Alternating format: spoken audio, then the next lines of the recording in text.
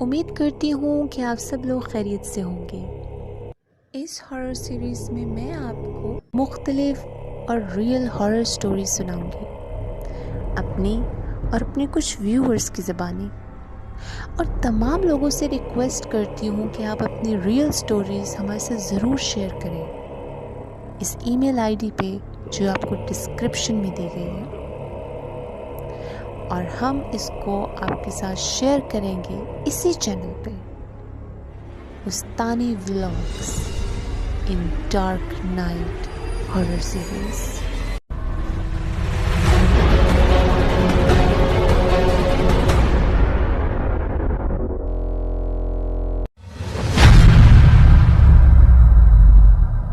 یہ آج کل کے نہیں، انفیکٹ ہر کوئی مدتوں سے سن رہا ہے کہ جنات ایگزسٹ کرتے ہیں۔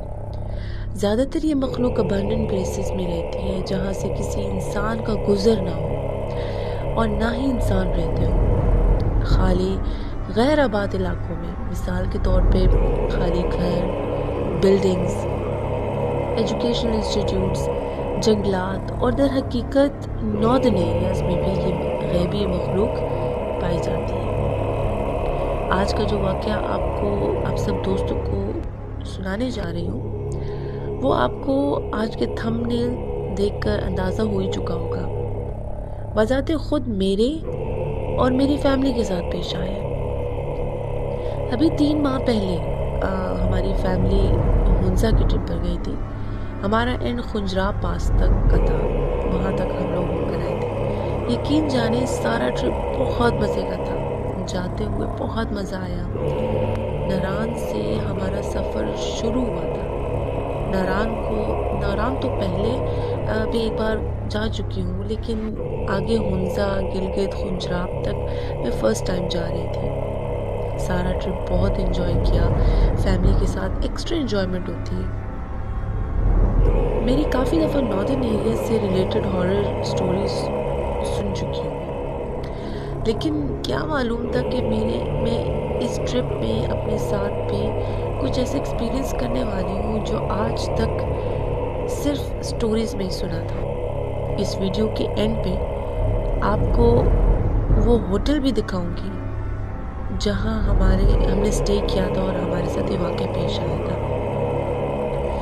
یہ بات تب کی ہے جب ہماری واپسی ہنزا سے ہو رہی تھی۔ رات کافی ہو چکی تھی اور ہم دوپہر سے اپنی گاڑی میں سفر کر رہے تھے۔ ہم سب ہنسی مذاق میں مصروف تھے کہ اچانک میرے بھائی نے بریک لگا دی۔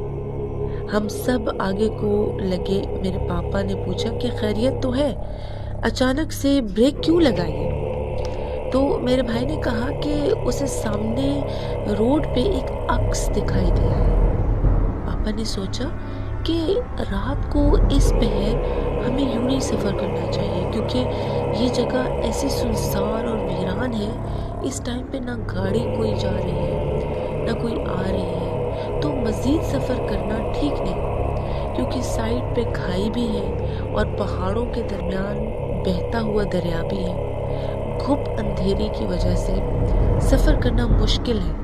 تو پاپا نے کہا کہ ہم اس ٹائم سفر نہیں کرتے، کوئی قریبی ہوٹل دیکھے تو وہاں سٹے کر لیتے ہیں۔ ہم سب نے حامی بھر لی کیونکہ اس ٹائم رات کے آلموسٹ 12 بج چکے تھے۔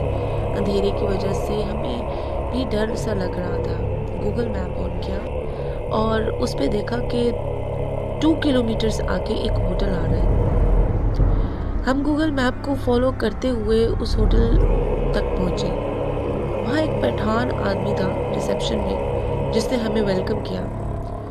ہم نے اسے ایک روم مانگا تھا اور اس ہوٹل میں ایک روم ہی انلاک تھا، تو وہ ایک ہی سیپریٹ روم تھا کیونکہ باقی سب روم جو تھے وہاں پہ وہ لاکڈ تھے۔ اوپر فلور پہ موجود تھا وہ روم جو تھا۔ ہم سب نے اپنا لگیج اس روم میں رکھا، کھانا کھایا اور سونے کے لیے لیٹ گئے۔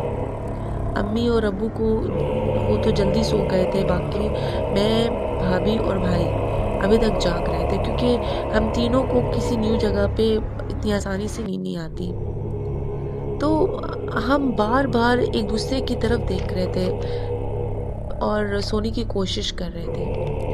کچھ دیر بعد میری آنکھ لگنے ہی والی تھی کہ باہر ڈور میں چہل پہل سے میری آنکھ کھل گئی۔ میں سمجھی کہ میں بھی کچھ اور لوگ سٹے کے لیے آئے ہوں، کیونکہ یہ موسم بھی، یہ جو ٹائم تھا یہ بھی ٹورسٹ کے آنے جانے کا تھا، تو میں سمجھی کہ کوئی لوگ آئے ہوں گے سٹے کے لیے۔ ابھی یہ سوچ ہی رہی تھی کہ سیلنگ سے ڈھم ڈھم کی آوازیں آنے لگی تھی، جیسے کوئی چل رہا ہو۔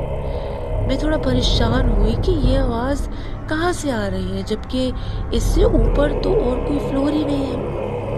میں نے مڑ کے اپنے بھائی اور بھابھی کی طرف دیکھا تو وہ بھی یہی سن کے حیران تھے، کیونکہ میری بھابھی نے مجھ سے اشارے میں پوچھا کہ یہ کیسی آوازیں ہیں، تو میں نے کہا کہ پتہ نہیں، یہ آوازیں بار بار سنائی دے رہی تھی، سیلنگ سے ڈھم ڈھم کی اور ڈور کے باہر فٹ سٹیپس کی آوازیں آ رہی تھی۔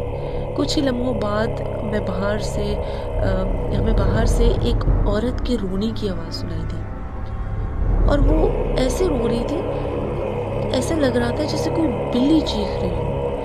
اور کچھ ہی لمحوں بعد دوسری عورت کی بھی رونے کی آواز آنے لگی، پہلی عورت کی آواز کے ساتھ مکس ہو کر ایک ہی آواز بن گئی تھی۔ میں، بھائی اور بھابھی اٹھ کے بیٹھ گئے کہ یہ کیسی ڈرونی آوازیں ہیں۔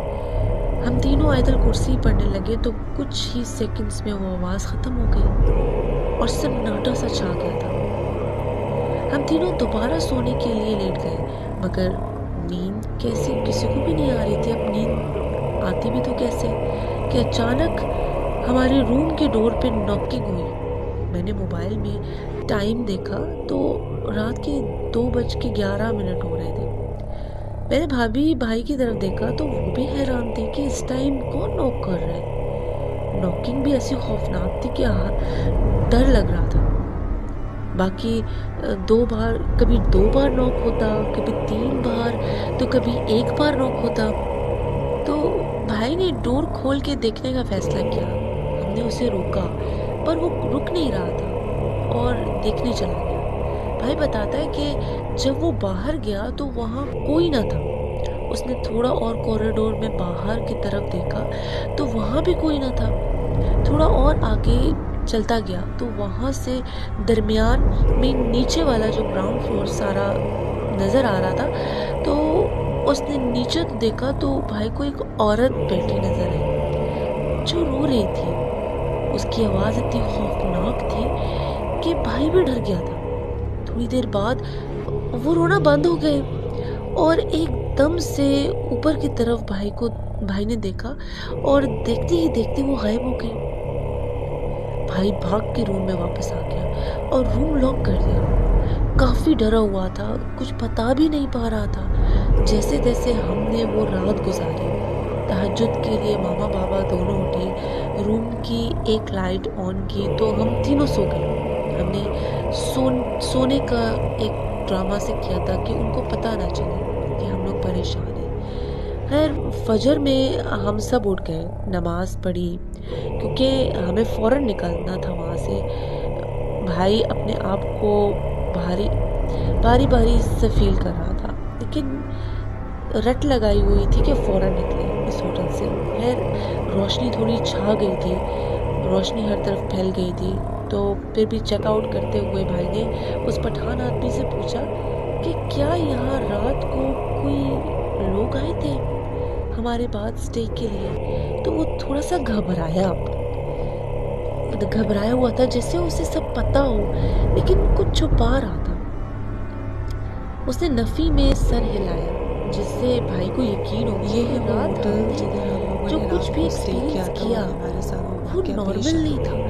تو گھر واپس آنے کے بعد میں نے بھائی سے پوچھا کہ اس نے اس رات اس ہوٹل میں کیا دیکھا تھا، تو اس نے بتایا کہ ایک عورت جس کا آدھا چہرہ مکمل جلا ہوا تھا اور اس کی آنکھیں بالکل کالی تھیں، بس ایک جھلک دیکھی اور پھر وہ عورت اگلی ہی جھلک میں غائب ہو گئی۔ مطلب ابھی بھی دوستوں میں آپ سب کو یہ واقعہ بتا رہی ہوں اور میرے مائنڈ میں وہ سب آوازیں اور وہ سب رات کی وحشت محسوس ہو رہی ہے۔ مجھے لٹرلی گوز بمس آ گئے، کیونکہ جب ایسے واقعات خود کے ساتھ ہوں نا تو بہت ہی عجیب سا لگتا ہے. یعنی مانتی تو میں جنات کو پہلے سے ہی ہوں، لیکن خود ایکسپیرئنس کرنا بہت ٹف سا ہوتا ہے. تو فرینڈس، یہ ہے وہ جگہ، یہ ہے وہ ہوٹل جہاں پہ ہم لوگوں نے رات کو اسٹے کیا تھا، اور ہمارے ساتھ وہ ایک واقعہ پیش آیا تھا، اور یہی وہ نیچے جگہ ہے جہاں بھائی نے اس عورت کو دیکھا تھا. تو یہ ایک اسکول کی طرح لگتا ہے، جو سارے کے سارے ڈورز لاکڈ تھے، ایک ہی روم جو تھا وہ ان لاک تھا جس میں ہم نے اسٹے کیا تھا. تو یہ دیکھیے، آپ کو صبح کے ٹائم یہ منظر دکھا رہی ہوں. رات کے ٹائم اس کو کیپچر کرنا میرے لیے ممکن نہیں تھا.